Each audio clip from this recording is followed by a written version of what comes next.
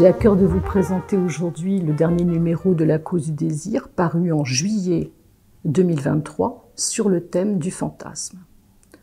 Pourquoi ce thème? Quelle est son actualité? Bien sûr, ce numéro a été conçu pour mettre en valeur, pour faire écho à l'événement considérable que constitue la parution du séminaire « La logique du fantasme » de Jacques Lacan, dans une version établie par Jacques-Alain Miller. Je dirais aussi un mot d'emblée de la couverture de ce numéro, le portrait d'Olga dans un fauteuil de Picasso. On découvrira dans ce numéro que Olga est présente puisque une femme trans a pris la plume pour écrire à Jacques-Alain Miller ses impressions et ce qu'elle pensait de la solution trans parue aux éditions Navarin. S'ensuit donc une correspondance et des réponses de 10 psychanalystes à Olga, d'où effectivement cette très belle, je crois, couverture. Voilà. C'est un numéro qui s'ouvre sur un contrôle public de Jacques Lacan. Contrôle public rare, bien évidemment, datant de Genève en 1975. Or, il se trouve que dans ce contrôle public, il est question du fantasme, d'une manière absolument centrale. Un analyste, Nikos Nikolaïdis, présente à Lacan le cas d'une femme qui va mettre 18 mois à évoquer son fantasme. Son secret, dit-elle. Son secret avoué, nous découvrons qu'il s'agit d'un fantasme extrêmement déployé, où cette femme a une relation homosexuelle avec une autre femme plus âgée, dans un contexte et un scénario extrêmement élaboré. Donc, ça commence effectivement par cette question-là du fantasme de manière absolument centrale. Que va en dire Lacan? D'abord, qu'il s'agit d'une analyse absolument authentique, ce que contestent d'autres analystes présents. Par ailleurs, cette femme va très vite associer ce fantasme, où elle couche avec une femme plus âgée, à la relation qu'elle a avec sa propre mère. Qu'est-elle pour sa mère? Dans un second temps, dans un rêve dont elle parle à son analyste, elle rêve qu'à la place du Mont Blanc se trouve un énorme phallus. Ce qui donne lieu à un commentaire tout à fait magistral de Lacan sur cette question-là du phallus. Le phallus n'est pas un énorme organe. Le phallus, au fond, n'agit que comme voilé dans l'analyse.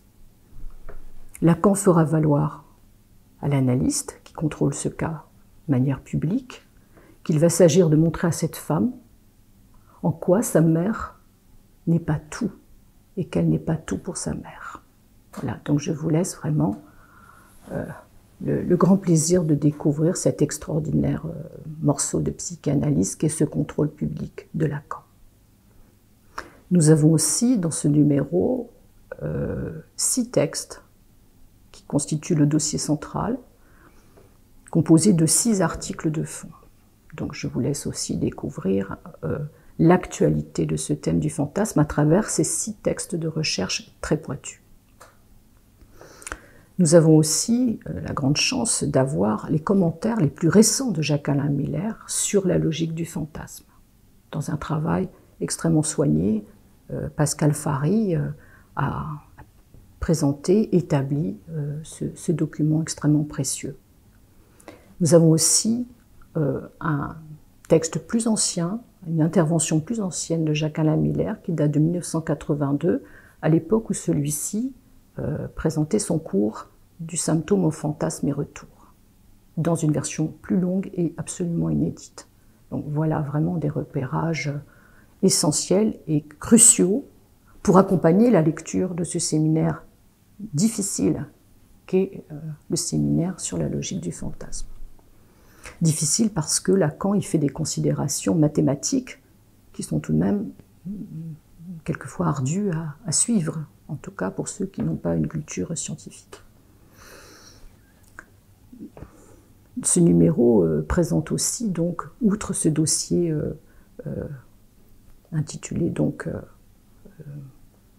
les réponses à Olga, des échos très, très précis et très précieux sur la passe, sur l'actualité de la passe à l'école de la cause freudienne. Donc, trois textes extrêmement importants d'Anne Lizzie, Patricia Bosquin-Carroz et Sophie Gaillard, dont nous publions le dernier témoignage de passe. Bon, je ne ferai pas effectivement présentation de tout le sommaire, mais j'insiste aussi sur un document extrêmement important qui est une discussion très détaillée, très précise, qui a eu lieu donc au Val-de-Grâce, donc avec une présentation de Guy Briol, où il s'agit de questionner, d'interroger ce qu'est une présentation de malade, présentation clinique, dirions-nous aujourd'hui, dans sa valeur d'enseignement et d'instrument de recherche. Donc, à la suite d'un texte extrêmement précis et détaillé de François Le Guil, une discussion a lieu avec des réponses tout à fait formidables de l'assistance, dont des développements très importants de Jacques-Alain Miller concernant sa propre position en tant qu'il celui qui dirige, au fond, qui mène justement la présentation de malade, sous réserve que, justement, Jacques-Alain Miller précise que, justement, il ne mène pas et qu'il ne cherche pas à démontrer ou à prouver quelque chose, mais qu'il arrive donc dans la position de l'ignorance de celui qui ne sait pas. Donc, un document tout à fait essentiel et très très précieux. D'ailleurs, on m'en a demandé tout de suite la traduction pour des revues, notamment en Amérique latine, je crois, et en Espagne. La cause du désir présente aussi, nous le savons, des textes cliniques. Donc, je vous y renvoie aussi, puisqu'il y est aussi question de la manière dont le fantasme s'analyse, se réduit dans les cures. Il y a aussi donc des échos importants des dernières journées de l'école de la cause sur le thème du dico. Je vous y renvoie aussi à travers trois grandes contributions. Que dire encore, sinon, texte aussi extrêmement important sur la position de Lacan comme psychiatre, par notre collègue Jean-Robert Rabanel, au moment où finalement viennent d'être publiés les premiers écrits de Lacan, qui nous renvoient donc à Lacan avant qu'il soit analyste. Lacan, jeune psychiatre. Aussi une contribution tout à fait remarquable. D'autres textes illustrent aussi ce point tout à fait central qui est que le fantasme, dans la conception lacanienne, l'objet qui cause le fantasme n'est pas un objet de la réalité.